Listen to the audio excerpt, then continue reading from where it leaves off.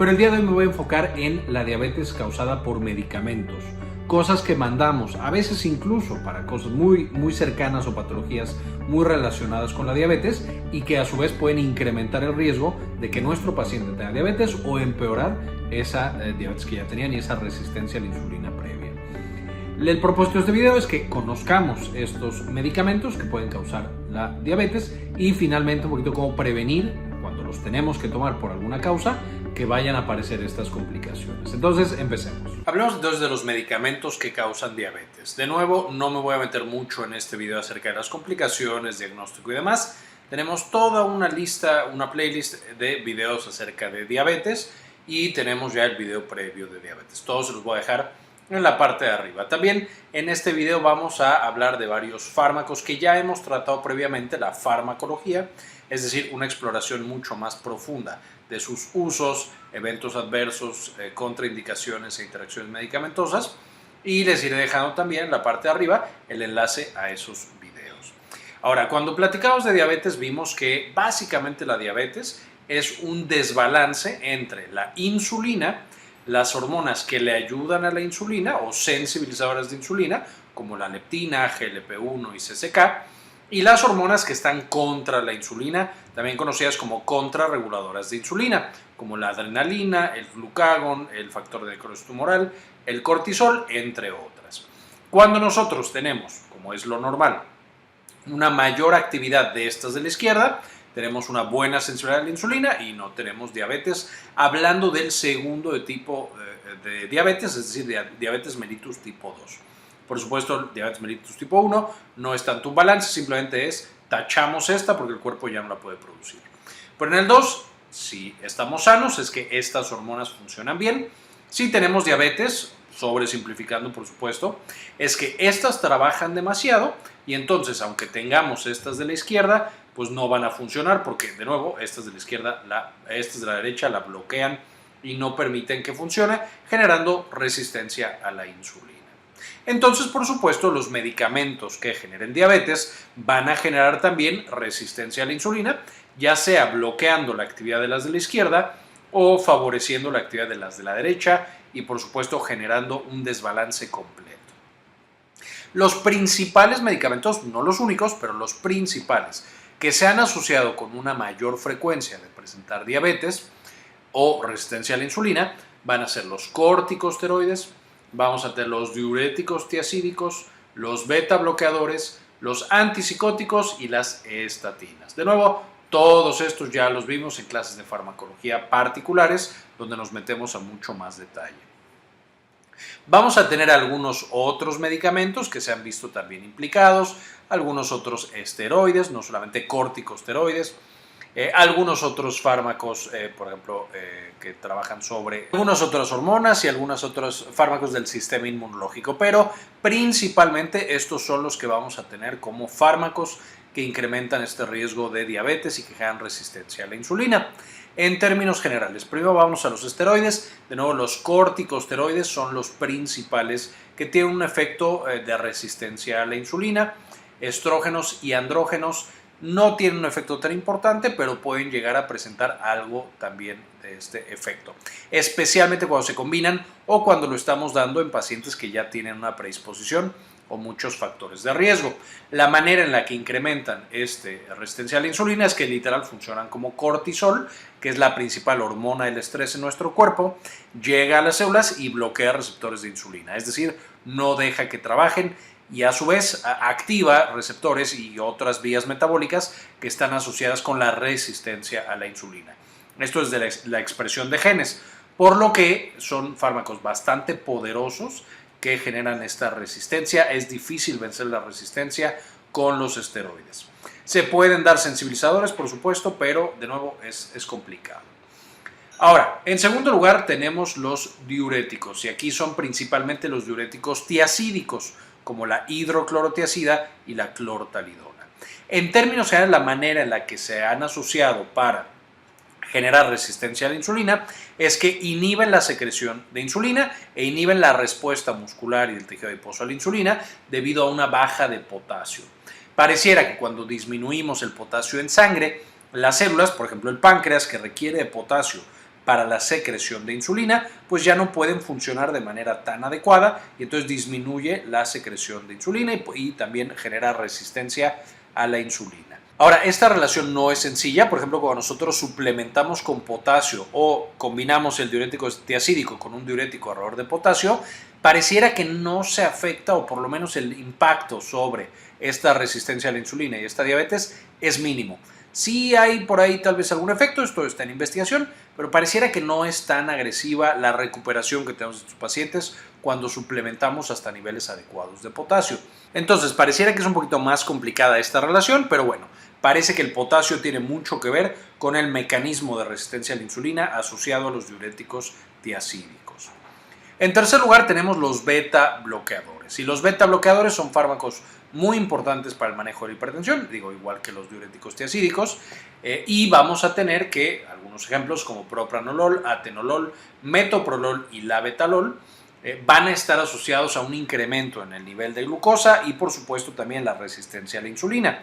Y aquí pueden decir, bueno, esto no tiene ningún sentido, si ya vimos que la adrenalina es un fármaco contrarregulador, ¿por qué un bloqueador de adrenalina generaría resistencia? El gran problema es el tipo de receptor que van a bloquear. A pesar de que la adrenalina en general puede causar resistencia a la insulina, esto es principalmente a través de los receptores alfa 1. ¿Por qué? Porque llega a músculo, a hígado, a tejido adiposo, etc. Y va a generar que ya no se secrete tanto y que ya no respondan tanto a los estímulos con insulina. Sin embargo, los receptores beta, que están muy implicados en la actividad física y en algunas otras cuestiones fisiológicas, van a sensibilizar a la insulina y de hecho pueden generar incluso que los órganos como músculos, como hígado, etcétera, activen vías metabólicas que no producen glucosa y que no generan resistencia a la insulina. Entonces, cuando bloqueamos estos receptores específicos, los receptores beta, estos por supuesto van a encontrarse en tejidos como músculo, como tejido adiposo, como tejido graso, van a llevar de nuevo a que tengamos resistencia a los efectos de la insulina. Finalmente vamos a tener los antipsicóticos. Los antipsicóticos ya los hemos visto también en videos previos, muy utilizados en la esquizofrenia. Cuando nosotros los damos van a tener un chorro de cambios. Uno de ellos es que incrementan el apetito y muchas veces incrementan el peso de los pacientes, naturalmente llevando a resistencia a la insulina. Van a cambiar la manera también directamente en la que el tejido adiposo, al estar bloqueando receptores dopaminérgicos y de otros neurotransmisores en tejido adiposo, generan resistencia, ya no responden a la insulina y finalmente incluso pareciera que tienen efectos directos sobre el páncreas en el que inhiben la secreción de insulina. Los ejemplos principales de todos los antipsicóticos, los que causan problemas metabólicos, son por supuesto los antipsicóticos atípicos, que son los más nuevos, y ejemplos tenemos olanzapina, clozapina y risperidona. Mucho de su efecto debido a este bloqueo dopaminérgico. Y finalmente las estatinas, por supuesto súper usados en el manejo de la hipercolesterolemia y de la dislipidemia, que también se asocia a la diabetes, entonces aquí tenemos un gran problema. De hecho ya vimos todos estos detalles en un video previo, de nuevo les dejo aquí en la parte de arriba el enlace para que lo puedan consultar. Pero las estatinas, que van a bloquear como mecanismo de acción a la hidroximetilglutaril coenzima A reductasa, que es una enzima implicada en el metabolismo de las grasas, cuando la bloquea, por supuesto, ya no tenemos tanta producción de colesterol, vamos a bloquear también la producción un poco de los triglicéridos, sin embargo, pareciera que esto también lleva a un bloqueo de la leptina y de otras hormonas sensibilizadoras de la insulina. Entonces, fármacos como la atorvastatina, pravastatina, rosuvastatina y simvastatina nos van a proteger bastante de infartos cerebrales e infartos al corazón, pero tenemos ahora que preocuparnos también por la diabetes y por la resistencia a la insulina. Es por esto que lo ideal es combinar tanto terapia farmacológica con terapia en el estilo de vida para poder dar una dosis mínima de los fármacos o incluso que llegue un día en el que podamos suspender el fármaco y solamente con cambios en el estilo de vida. Entonces, algunas consideraciones finales. Ya mencionamos cuáles son los fármacos que tenemos que estar muy pendientes y si mi paciente los está tomando, incluso si no era diabético cuando yo se las prescribí estos fármacos. hacerle estudios de manera periódica para ver que no vaya a desarrollar la diabetes, especialmente en pacientes que tienen factores de riesgo.